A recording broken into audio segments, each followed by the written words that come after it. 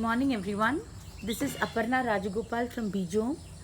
Bijom is an agricultural farm located in western UP in Hapur, Noida, and Bulandshahr. At Bijom, we practice regenerative agriculture. We are also an animal farm. If you want to know more about us, please go to our Facebook page, and there is a lot of information about the kind of work we are doing and what we do. So I'm sure you'll enjoy reading it. We conduct a lot of activities, and I've been practicing farming for the last 6 years. And lately, because of the lockdown, there have been so many queries about how to start a garden, or how to grow food, or how to do natural farming. So we decided we'll start these video series so that it can help people maybe start something in the lockdown, or grow something, or learn something, and it gives us also an opportunity to to impart something, that whatever we have learned. I must at the outset tell you, there are no experts. I think we are all learning all the time. So anything that I'm going to tell you is not new, is not discovered by us or anything, but and we are constantly learning. So you know, the important thing is to start. The important thing is to start growing, is to start composting, is to start caring for your environment, and there's always an opportunity to start wherever you are and however you're placed. So today's topic that we are going to talk about is urban gardening. Urban gardening is actually picked up a lot in the last few years, when people have realized that irrespective of the spaces they live in, they can grow something. They can grow something, either food or ornamentals, and the important thing is that it gives them a lot of joy. So why urban gardening? Especially with the lockdown, what we have seen is the need to eat good food, clean food, healthy food, to build our immunity, to keep our systems nice and healthy. So people are now searching for good organic food to eat. Where you can actually begin eating this is in your own spaces. That is the truth. Whether you have a terrace, whether you have a balcony, whether you have a yard, it doesn't matter. And you don't have to actually grow everything you eat. Even if you can grow enough to make yourself a cup of chai from the lemongrass you're growing, or just some sag for that afternoon, I think it's a pleasure. Apart from this, I think we all are in stress free, highly stressed zones, and one thing gardening does for all of us is to reduce stress, gives us joy, brings us closer to nature, creates green spaces, makes our homes cooler, greener, beautiful, uh, and it's also a family activity. So it's an activity which your whole family can do, sitting together, and it's a learning experience. We've all learned, we've all started on a clean slate somewhere. For instance, me, I'm not from a farmer's family or a farming background, unfortunately. Therefore, we had to start from scratch. I had to start learning from scratch. It's been a wonderful journey, because every day for me in the field, it's like being in a university, my garden, or whatever I'm doing. There's always something I'm learning every single day. I'm making mistakes and I'm correcting them.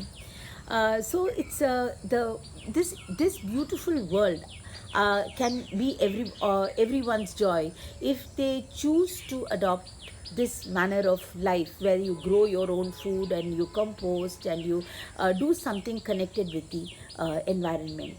So that's the reason why we decided to have this small video. For those of you who are beginners, who have never grown a garden, or never seriously taken up gardening, it's a wonderful opportunity. You're at home, you have the time now, you have this possibly have the space. Even if you don't have large spaces, you have small spaces which can be beautifully converted into a green corner in your home. So how do you do this, and where do you do it, and what do you do for starting this? That's the whole purpose of today's talk. I've made some points so that I don't meander and I don't give you more details than are required. We propose to have successive videos where maybe I can choose topics from these and talk more elaborately. So today all I'm going to do is to give you a kind of a broad picture of where to begin and how to do this. So what do you need? What do you need to start a garden? We all know what ideally what you need to start a garden is space, sun, water, soil. So these are the four primary requirements for any plant to grow. Today is actually a wonderful day. It's very cloudy. It rained at night, and we had a huge. Actually, we had a thunderstorm at night. We've just planted rice in this region here, so we were waiting for the rains, and so we are really happy it rained today. There's nothing like natural rain for plants. So it's a lovely day, and I'm glad I'm doing this video today. So you basically have to factor in for your garden space, sun, soil, and water. Then you need to think of what implements you may want to use in your garden. You don't have to go in for anything fancy immediately. You don't have to spend a lot. You just need some containers. You need some tools, basic tools like a khurpi. You need composters. You need to, even a plastic drum will do, where you can start composting and creating your own compost for your garden. You need a plastic sheet. When I say plastic sheet, even an old shower curtain will do. Why you need a sheet is so that you can mix your compost and stuff like that on the floor. You can keep it aside and keep reusing it every time. It's wonderful to especially if you have a balcony or a terrace. It saves you the bother of washing the whole place and all that. You need seed trays. Some of you might want to start your own little nursery where you can plant your seeds and start your plants from scratch and then put them into your garden. So you may need seed trays. You'll need watering equipment, definitely. So you may need a small hose if it's a terrace, or at least you'll need a watering can. You can use a balti and a mug. You don't have to go and again buy anything fancy. You may need a small spray can. You can repurpose that with something you have in your house. If you have used, like some people who are using stuff like Colin, which is they use the same, they clean up the bottle nicely and use it as a spray can. So try and reinvent what you have in your house.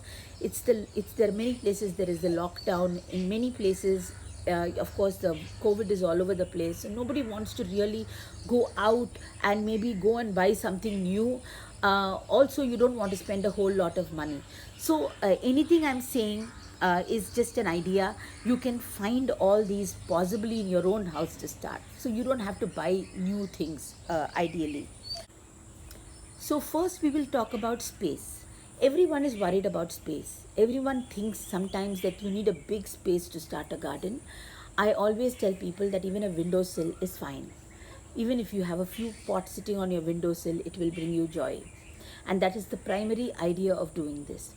So if you have a terrace, it's great. If you have a yard, it's even better because you have soil. Plants will grow directly in soil. If you have a balcony, it's fantastic. If you have a windowsill, even then it's fine. So first identify the spaces in your house where you can grow some plants. Those spaces don't have to be big, but those spaces need to be identified correctly. You don't want to grow it in a space where you have not done a structural analysis, and you don't want seepage happening into your home because you're going to fill all your pots with water. So when you identify that space has to be have good drainage.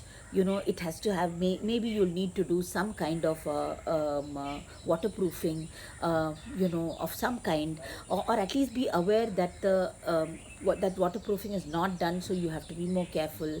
That the structure may not be good enough to hold heavy pots. So you have to check out the space from all aspects. You also have to check out the space from the factor of sunlight. Sunlight is very important for plants. Nobody can grow all plants without sunlight. See, there are some plants that grow in less sun. There are some plants that grow in medium sun, but some plants do require full sunlight. So if you have a terrace, you have to, or spaces like that in your home, first of all, you have to observe your home for a few days. You have to observe it for a few days to understand during the day how much sun does that space get. Does it get more sun in the afternoon? Does it get more morning sun? Does it not get much sun at all? Does it get only 2 hours of sun, or does it get 4 hours of sun?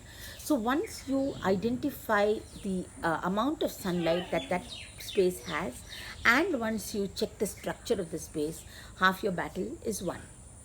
uh, then you need to work on water. You need to understand where your water for that, for those plants, for the watering is going to come from. Is your water good? Is your water hard? Is your water soft? Is and where, do you have enough supply? If you don't have enough water, do you have any method of recycling water? Or even otherwise, even if you have enough water, I would highly recommend that we have systems in place in our homes where we recycle water, where we reuse water. It's very important. So you have to understand and assess your water. So you take a notebook, like I have. I always do this. You take a notebook and make a list, make a plan of space, of sunlight, of water. These are basic things that you will need to start a urban garden. Once these things are in place, then you need to worry about what implements you will need, like I said. So once you have your implements ready, then you need to next think of containers, the shapes and sizes of containers that you have. Put out all your containers, and you need something in them called crocks.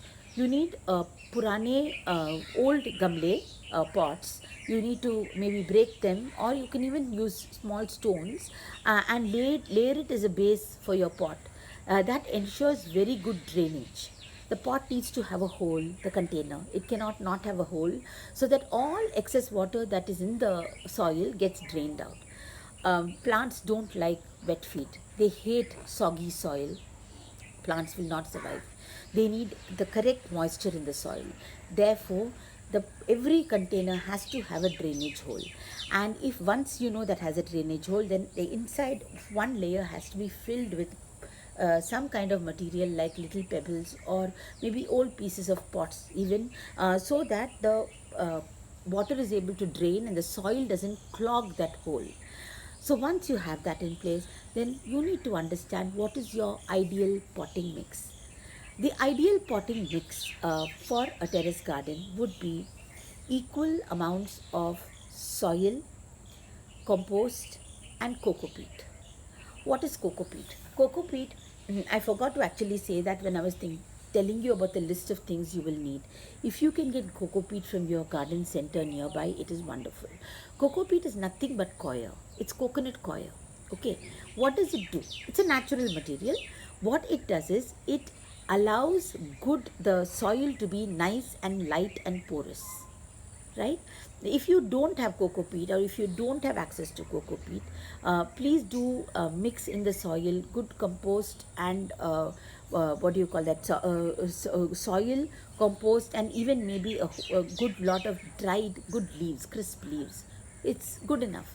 So you can mix these three. Coco peat, if you buy, then you need to soak that block of coco peat in water for maybe half an hour or even an hour, and after that squeeze out the water and open it out and squeeze out the water and take it out.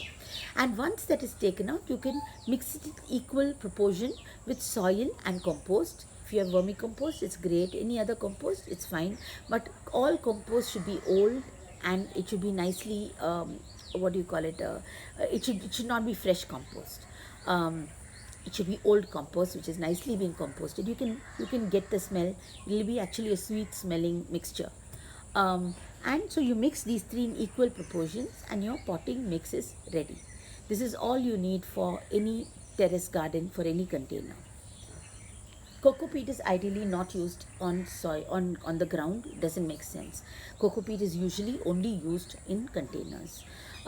So once your potting mix is ready, then you next you have to worry about seeds. So you need to understand a crop calendar. You need to understand what grows when. Usually in India, the whole of India has different geographical locations, different temperatures, climate. Actually, it's different. There is a huge difference between vegetables growing in the south and vegetables growing in the north. In the south, mostly the whole year you have the same temperature almost, and almost the same weather. Unlike the north, which has very extreme temperatures in summer and winter. So the whole crop calendar completely shifts in the north. What you grow in summer, you can never grow in winter. But in the south, you can more or less grow everything the whole year round, which is actually really lucky for them. So in the north, what we do, where I am, is we have 2 3 seasons, and the crop calendar keeps changing for every season. In summers, you know what is available in your teli. That's usually what we grow, and a lot more than what is available in your teli. But just as to understand a basic, in summers you will grow summer gourds, all kinds of gourds: loki, tori, kaddu, tinda, bitter gourd, karela, that is, and snake gourd. You will grow lots of summer sags, right? Like what do you call that? Malabar spinach, amaranth, varieties of amaranth, and water spinach, which is called kalmi sag. So you will grow all those kind of greens in summer. I'll give you a long list: moringa, agastya, which is agatti. So there is a long list of sags that you can grow. You can grow herbs that grow in summer. You can grow some flowers that grow in summer, and so you can grow bangan, which is brinjal, and you can grow bhindi. You can grow lobia, which is called karamani in the south. You can grow guarfali, which is cluster beans. You can grow all types of beans: clove beans, pole beans. What is the other one? Clove beans and pole beans and French beans, of course. And there is one more, winged beans. You can grow a number of these varieties of beans as well in summer. I will put out a detailed crop calendar on the Bijom Facebook page in the next coming weeks. But just to tell you briefly, this is what grows in summer. Once you get to winter, it's a completely different story up north here. We even in the south, in winter the weather gets cooler. Places like Bangalore, definitely you can grow most things all year. But places like other places, it gets slightly cooler in winter, so people take the advantage and grow a few winter growing vegetables there. In Delhi, there is a clear, or in the north, there is a clear winter. You have extremely cold weather in the second half of the year, going into the first half of next year. So at that time, we grow a lot of English vegetables like cauliflower, cabbage, broccoli, all types of palak, hak sag, Swiss chard, rocket, pok choy. You can grow many vegetables in winter. You can grow carrots. There are you can grow beetroots. Also, you must understand, vegetables are broadly divided. Sorry, it's lovely and humid. It's humid for us. It's actually very humid. But for the plants, it's wonderful. The plants love this extreme humidity, and that's why I'm sweating. So you must understand that vegetables are divided into families, just like humans. They have various families. There are vegetables that grow under the ground. There are vegetables that belong to the onion family called alliums, and there are vegetables that belong to the cabbage family. There are vegetables called nightshades. So there are many families of vegetables that I will speak about in a separate video. I'm going to be brief because actually, if I gave a detailed talk about each of these that I'm talking about, it could take a very long time. So I'm trying to keep it brief and reasonable for everyone to just get an idea or an overview of how to practice urban gardening. So you need to understand your vegetables. What grows? Potato grows very well in winter. Sweet potatoes planted in monsoon in up north. So we have a crop calendar which we go by. Every month there is some vegetable that you may need to plant or harvest. It's when you plant a lot of diversity in your anywhere, whether it is your terrace, whether it is your field, there is a lot of work, because every month you're planning what I will grow and what I will harvest. So you need to prepare a crop calendar for yourself. Then you need to get seeds. You have to understand seeds. what are the types of seeds? Broadly, to give you a very basic picture, seeds can be classified into desi seeds, hybrid seeds, and GMO seeds. Okay, desi seeds. I often, when I have to explain it to somebody, I often liken desi seeds and hybrid seeds to our indigenous desi dogs and pedigreed dogs.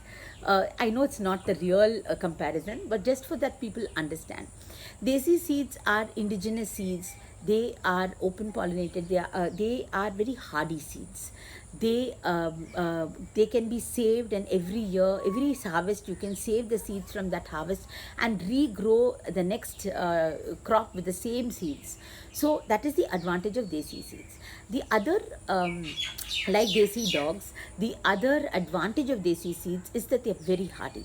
They don't get as many pest attacks like other seeds do. They don't need that much fertilizing.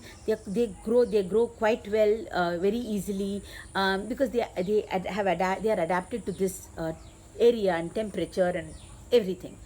So therefore, that is why I personally, or in natural farming, we prefer desi seeds to any other seeds. The fact that you can seed save gives you seed freedom. Then once you get a seed from any source, you don't have to keep going back to buy seed. That is the greatest advantage of desi seeds. With hybrid seeds, there's one thing with desi seeds. There is a belief that desi seeds give you lesser yield than hybrid seeds. Generally, it may be true, but not always. I have seen that.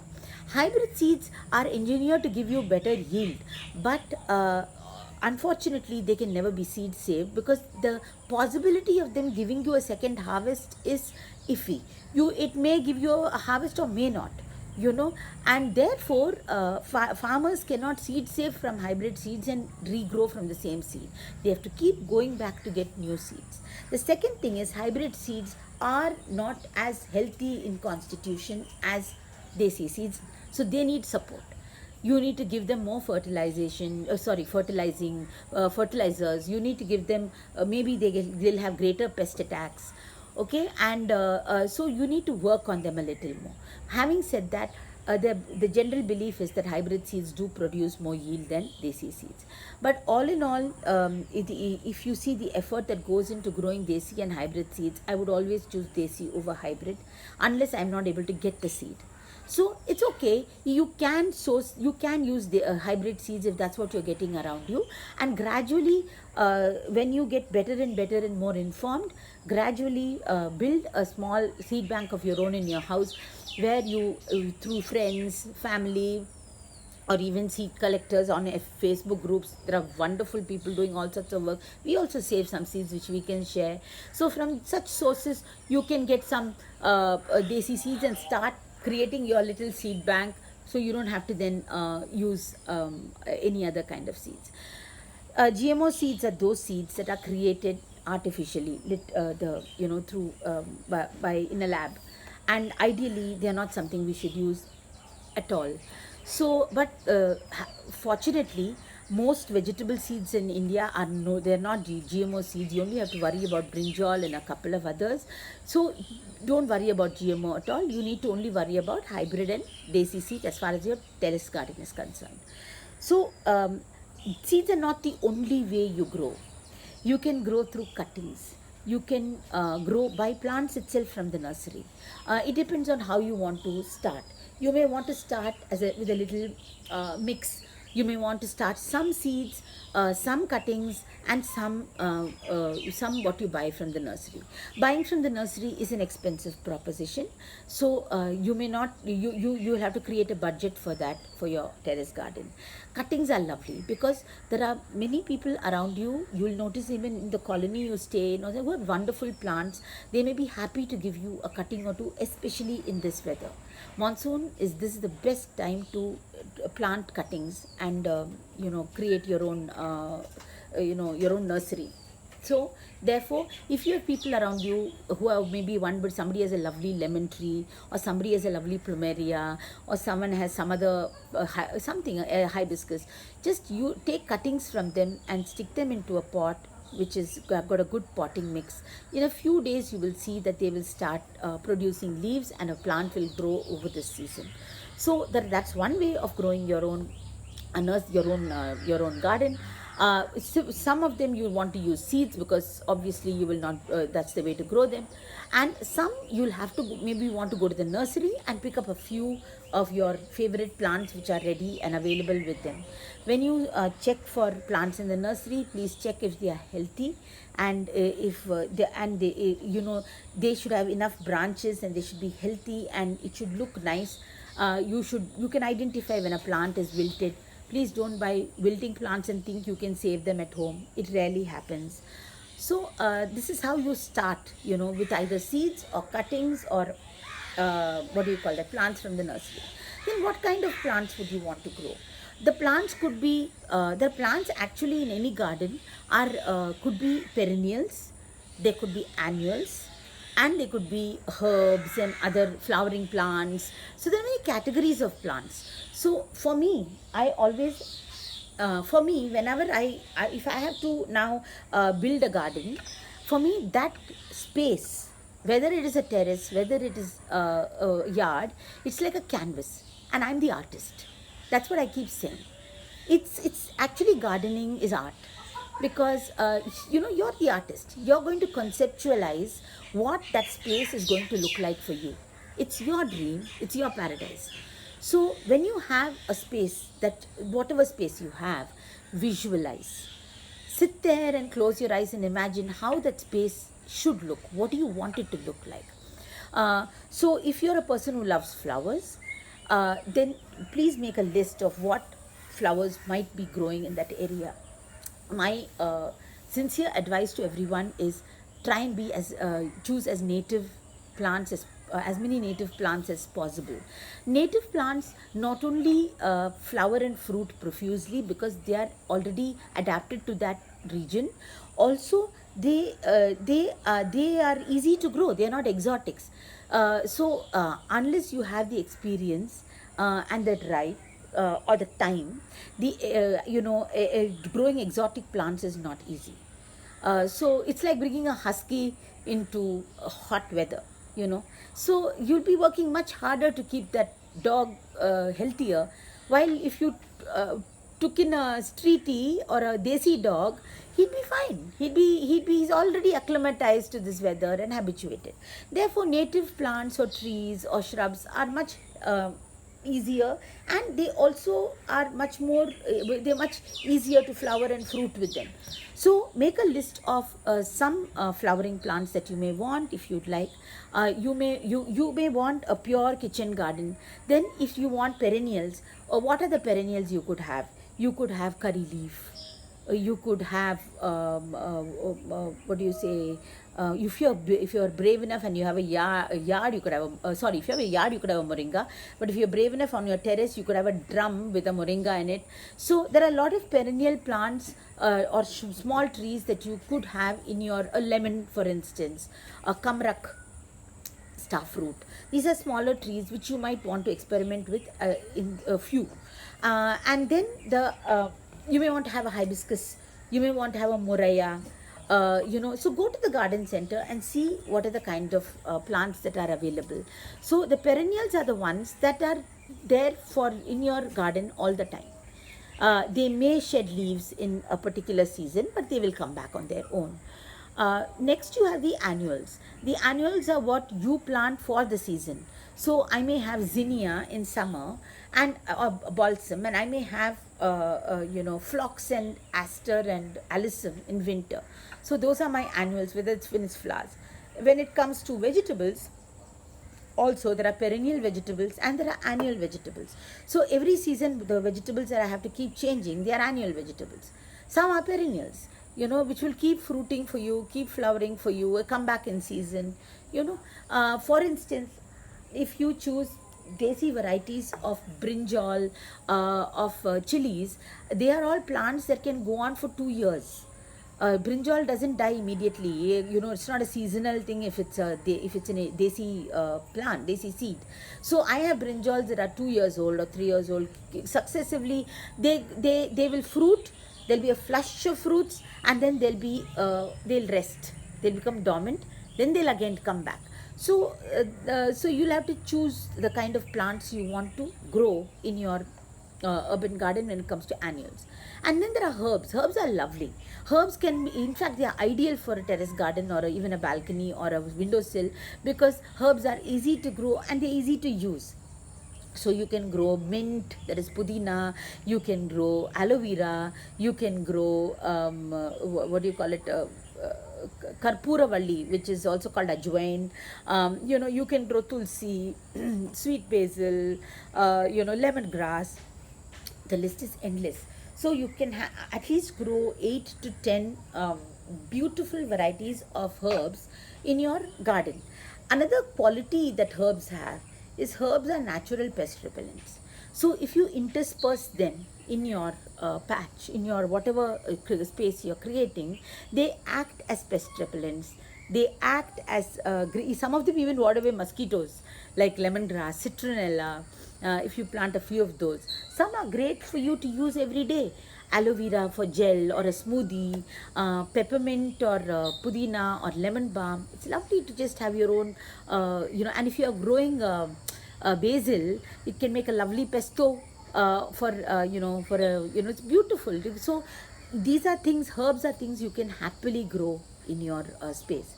Climbers. Climbers could be one locky gourd that you'll grow in your balcony, and it'll give you enough lockies for the season. You may even have enough to banto amongst your friends.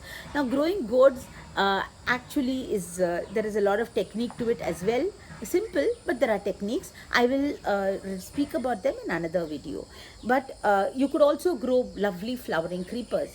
So you could grow madhumalti, you could grow rakhi bale, you could even grow a jasmine creeper or a climbing rose. So whatever appeals to you, you can pick up that kind of a climber. So select, you can't grow too many because then it will become too much to maybe for the space. So a couple of climbers, 3-4 perennials, some herbs, flowering plants. You may want a fragrant garden as well.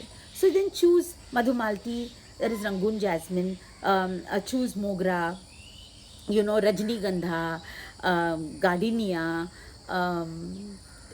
champa, so plumeria. You can choose plants that are fragrant and intersperse them in your garden, because then when you go and sit there, there is a certain fragrance that you will get. Some people are, there is also, if you want to go further, there is the moonlight garden where you choose a lot of white flowered plants. They look lovely in the moonlight. So it's your canvas. And honestly, like I said, I can give you ideas from here, but I think you should just go ahead and experiment with, But having said all this, I would actually also like to say that go slow. It's very exciting, and I also get excited even when I explain this to you. But honestly, if you take in too much in the beginning, you may find it difficult. So you have to grow along with your garden. Take a few pots initially. Start a garden and slowly build on it every season. In fact, in our farm, what I'm sitting in here is a food forest. It's a beautiful food forest, which I will show you around in one of these days. That's how we've grown it. We didn't get all the plants on one day, right? You couldn't have. So it grew slowly. Every season we plant more. Every season we add to the space. So that is how slowly over 4 years this food forest has evolved into this beautiful green space. So similarly, your garden or your terrace garden or your balcony can evolve. It doesn't have to all happen on one day. Uh, I want to tell you some ground rules. I think these ground rules are very important for every gardener, because there are very common mistakes people make, and they keep wondering why why their garden didn't make it. And when your garden doesn't make it, it can be very disappointing. But I have to tell you that this is a journey.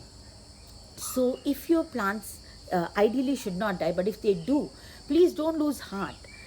You have to learn and correct yourself and go on. It's not so difficult, but if you don't keep some ground rules in mind, then yes, you may fail more than succeed.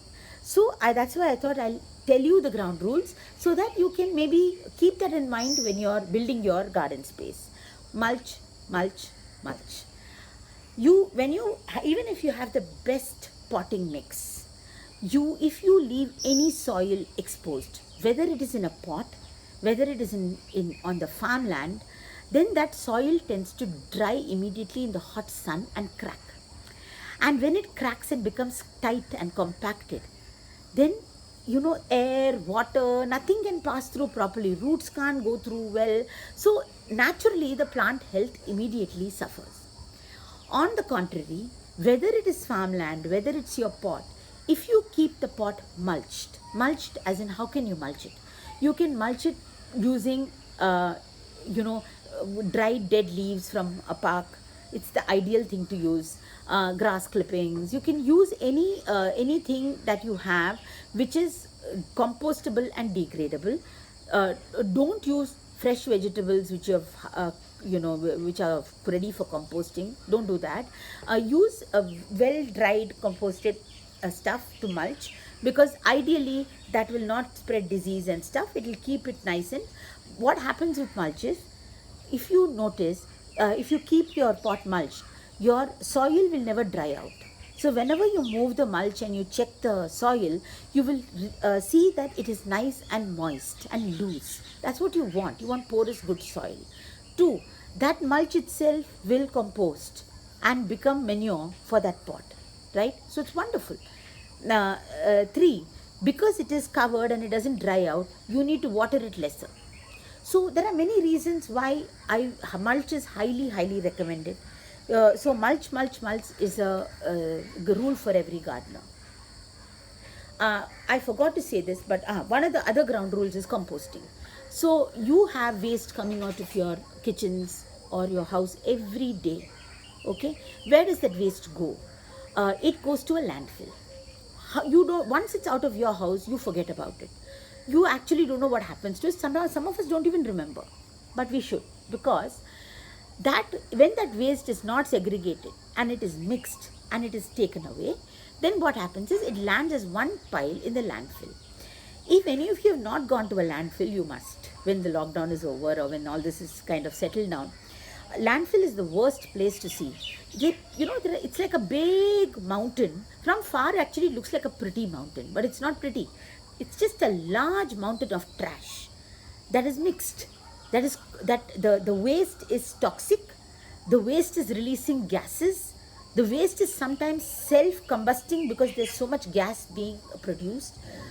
All the toxic liquids and whatever is there is going and seeping into groundwater. Waste collectors are risking their life and limb to go and sort it out and kind of, sell it. So, and there is no way, where will it go? Because so much of it is non-compostable stuff. When plastic is mixed with biodegradable waste, you can't even sort it out. So, honestly, the biggest service we can do for the environment is if you compost your own waste at home. It's not hard at all. It's not brain surgery. You'll find some lovely videos online by some very senior composters in any city. Just as a basic, guideline, all you need is even an old balti in your house, a paint balti. It can be anything. Just get a balti. Make holes in the balti, at equal distances. Maybe between one hole and the other, there can be about 5 inches of difference. Why are we doing this? This method is called aerobic composting.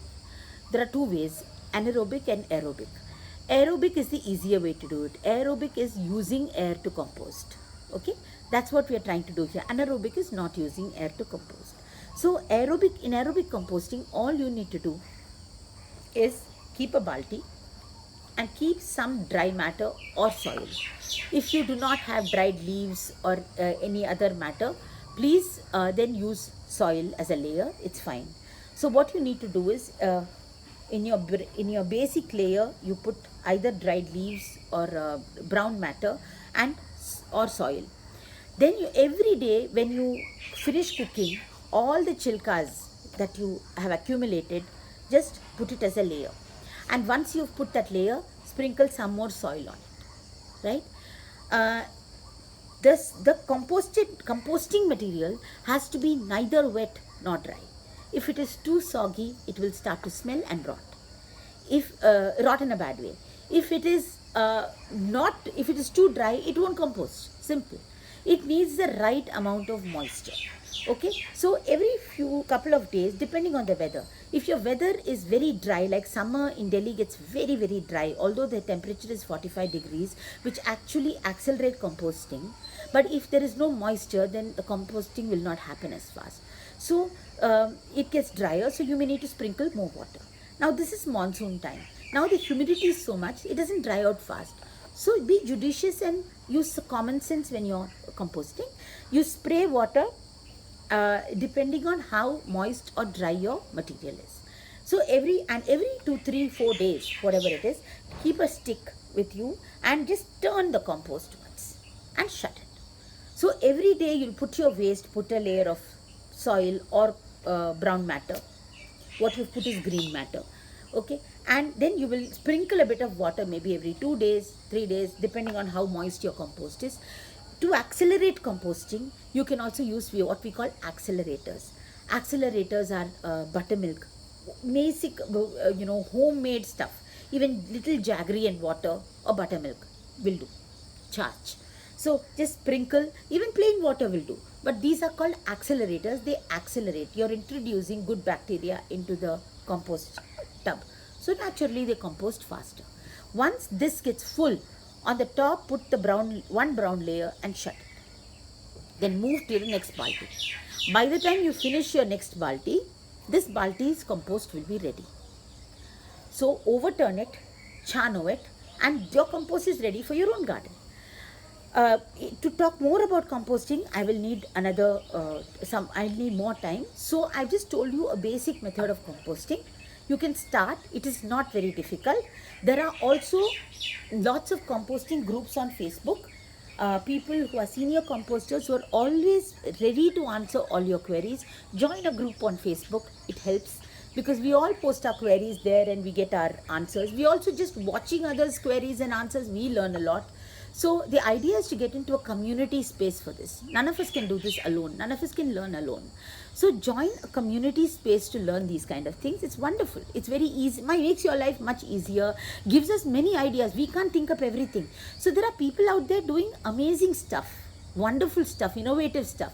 So if you just become part of a group and every day you just or whenever you feel like you just scroll through it, there are so many ideas and inspirations you get down the way and learnings. So that's one thing. So composting is one of the ground rules. Diversity builds immunity. You can't have a urban garden or thing with only 3 or 4 plants. I mean, you can't just have lots of the same plants. That is not ideal. Ideally, I keep saying this, that diversity is the rule of nature. So much so that no two thumbprints in the world is fake. So just imagine if the maker intended that no 2 thumbprints should be the same, our gardens should also be like that. So diversity is intended. That is actually healthy. It's key. So keep your garden nice and diverse, right? What happens then is the insects that come for one plant get confused and they cannot attack all. So your immunity, everything goes up, and just the sheer various each plant gives something to the soil and takes something else from the soil. So one plant may give something which another plant is taking, and that is why the general ecosystem becomes balanced. Therefore, diversity is key. Thumb rule for water, literally thumb rule, meaning that in your pot you stick your finger in up to maybe an inch, and if the soil is wet, then you do not need to pour water. If you stick your thumb in and up to 1 inch your soil is dry, you need to immediately pour water. Use the thumb rule and be sensible. Monsoon, you don't have to water maybe every day because it may be raining and you may be over watering. Most new gardeners, the biggest mistake they made, I have also made the same mistake, is overwatering. We overcare for our plants. When I used to be an amateur gardener, then I would in a day I would go many times into the balcony or wherever I am to check my plants, and I would say little more water, maybe they need. So sometimes overcare can kill. So therefore, be judicious. Depending, it's like your child. If it's summer, you want you won't over clothe your child. If it's winter, you'll clothe your child well. So you just have to look at the plant in the same way. And just like watering, problem with manuring. People over manure. You don't need to over manure your garden. You manure it only twice in a year, when you're getting into spring, after winter, when your many plants have been quite perennials are sometimes very dormant in winter, then a little boost in spring helps.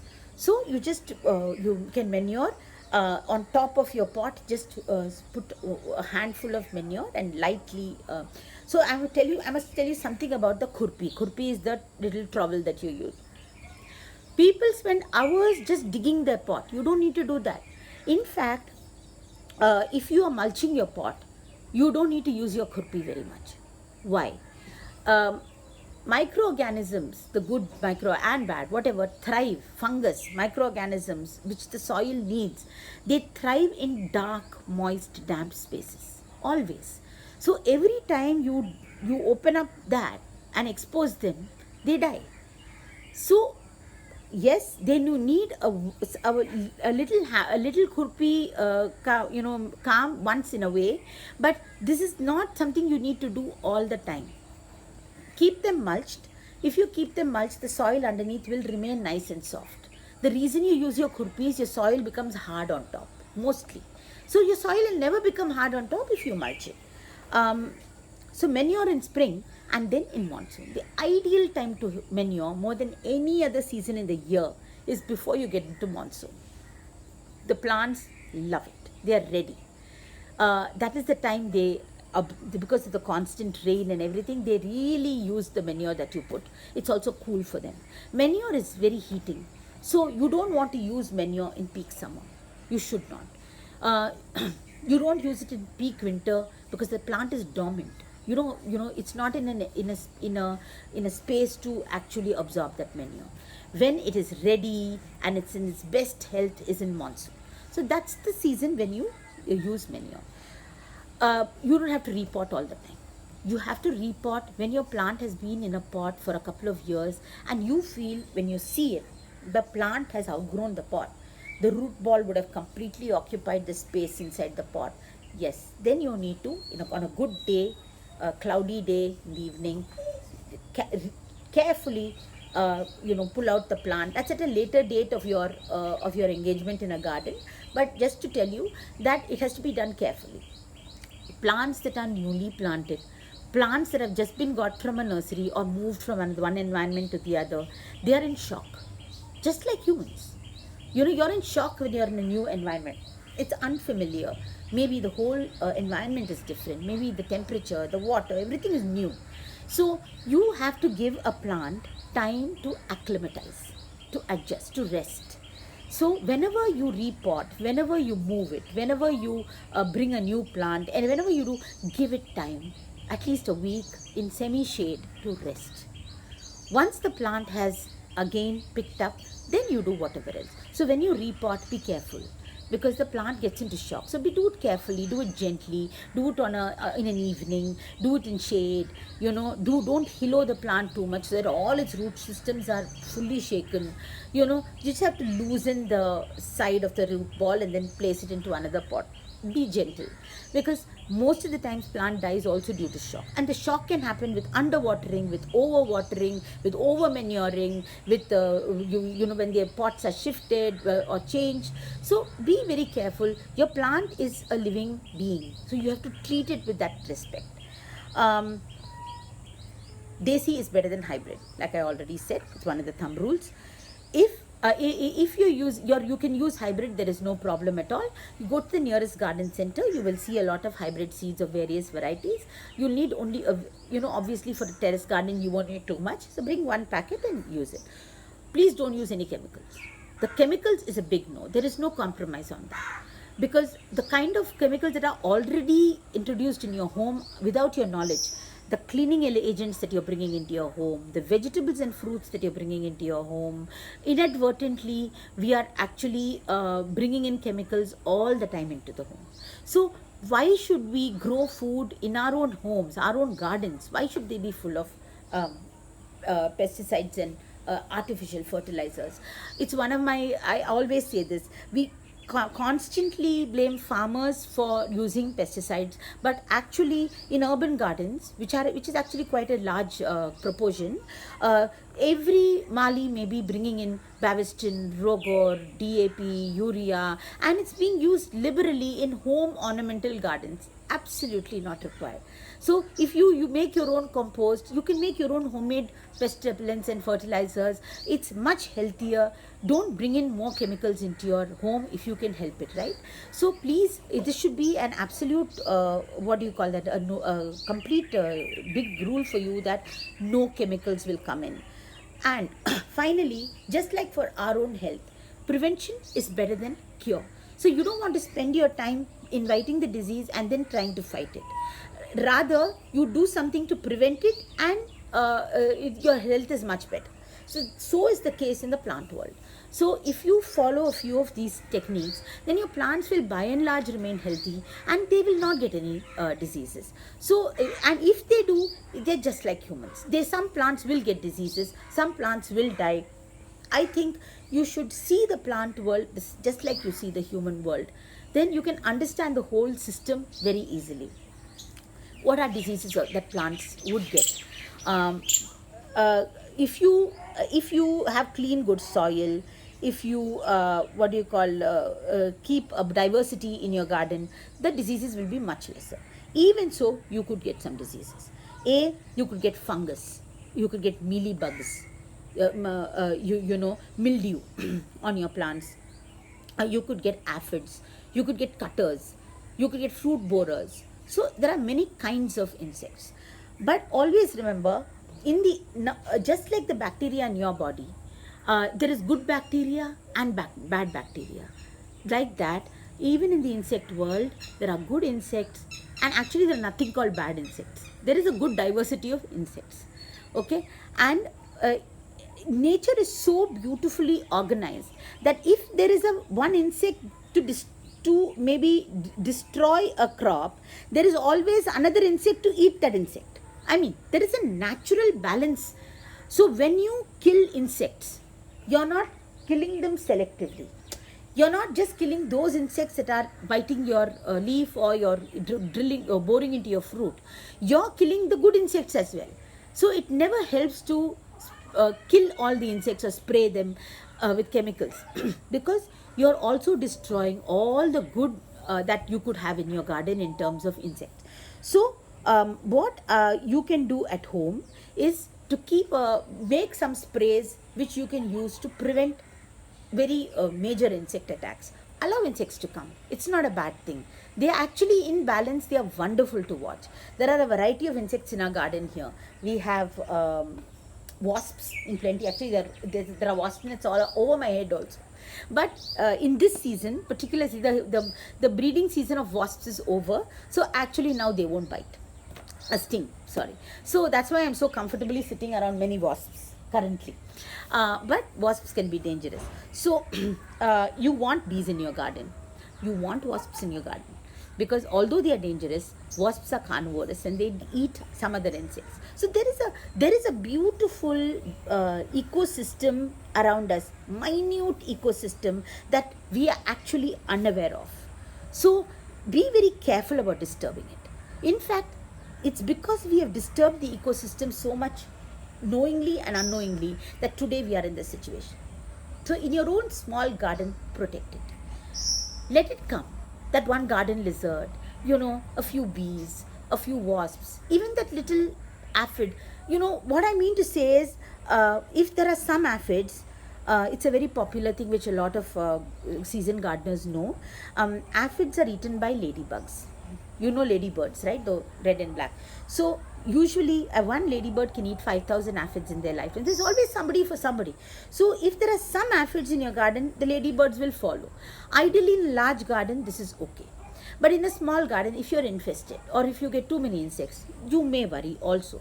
Therefore, to keep some level of balance even for yourself, make a decoction of neem leaves or neem oil if you have diluted. Spray it once a week in your garden. Cow dung ash. is excellent. If you sprinkle cow dung ash early in the morning when there's dew on the plants, the cow dung ash will get stuck onto the plants. It's a great pest repellent. They hate it, insects. So I use stuff that repels, not kills. So anything, even if you want to use something, use that. Don't use things that kill. So if there are aphids and leaf curl and it is very severe, if it is only one branch of one plant, break off that branch, sorry, and spray it with a concoction of chili and garlic and neem. Which dilute anything. Even the plants don't like concentrated solutions on them. So that will keep the plant healthy. If the whole plant is infected and it's only one plant, remove the plant. If the plant can be, it's a mild infestation, then spray on it, keep it aside, it will recover, and put it back. So work around it. Think of ways to always save the plant.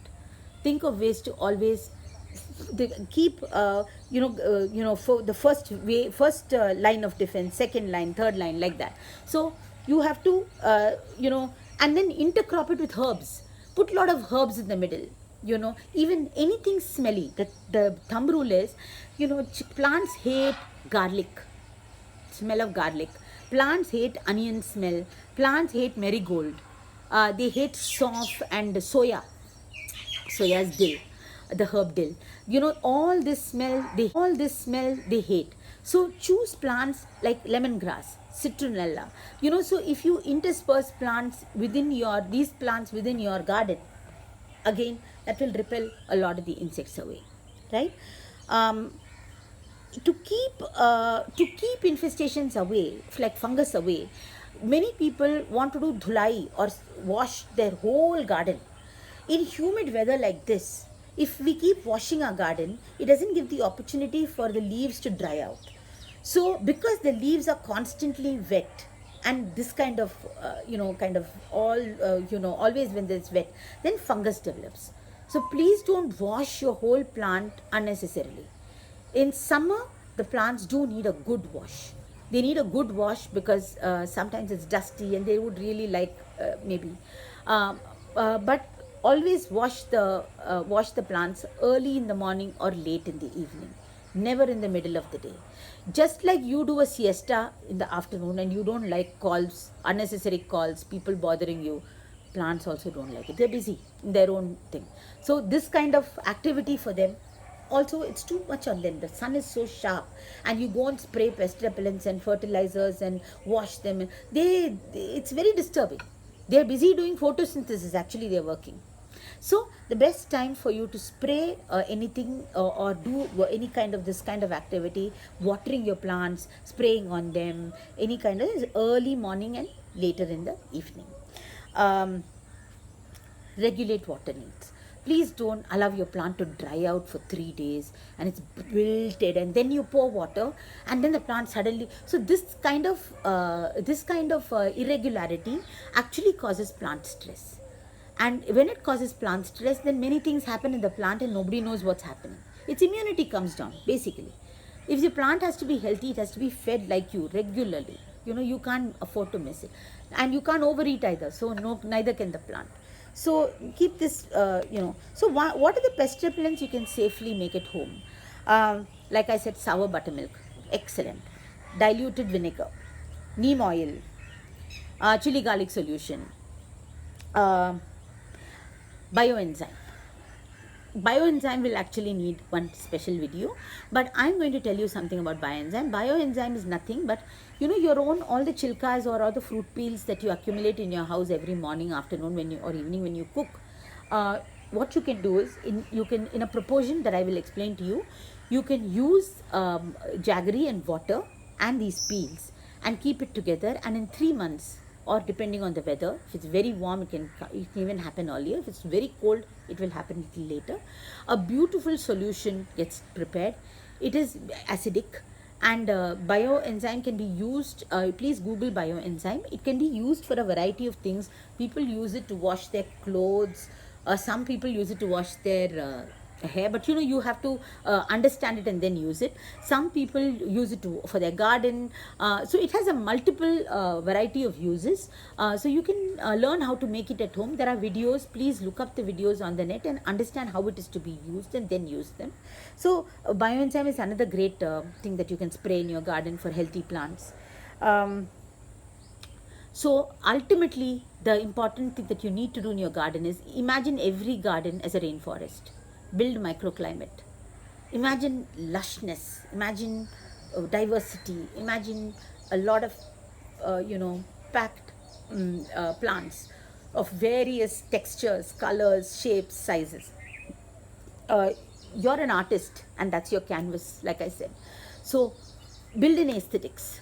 You may want a small bench there, you may want two chairs to sit there and have your tea in the morning, you may want bird feeders and bird bath, or you may want a wind chime, or you may want something, music to sit and listen to. You may want to play music for your plants.